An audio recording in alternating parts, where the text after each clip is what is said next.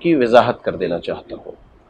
وہ وضاحت یہ ہے کہ اللہ کے رسول صلی اللہ علیہ وسلم نے بڑے واضح الفاظ میں ہر ایک کو ان کی ذمہ داری کا احساس دلایا ہے۔ آپ صلی اللہ علیہ وسلم کہتے ہیں کلکم راعٍ وکلکم مسئول عن رعیتہ، کہ تم میں کا ہر آدمی ذمہ دار ہے اور اللہ تعالیٰ اس سے اس کی ذمہ داری کے متعلق سوال کرنے والا ہے۔ تو جو خاوند ہے، شوہر، یا جو باپ ہیں یا بھائی ہیں، یہ ذمہ دار ہیں اپنے ماتحتوں کے۔ شوہر ذمہ دار ہے اپنی بیوی کا، بھائی ذمہ دار ہے اپنی بہن کا، باپ ذمہ دار ہے اپنی بیوی کا، اپنے بچوں کا۔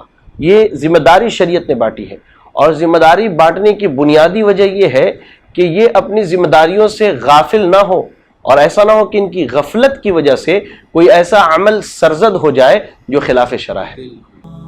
اور مزید ویڈیوز کو دیکھنے کے لیے آپ ہمارے YouTube چینل کو سبسکرائب کریں۔ فجزاکم اللہ خیرا۔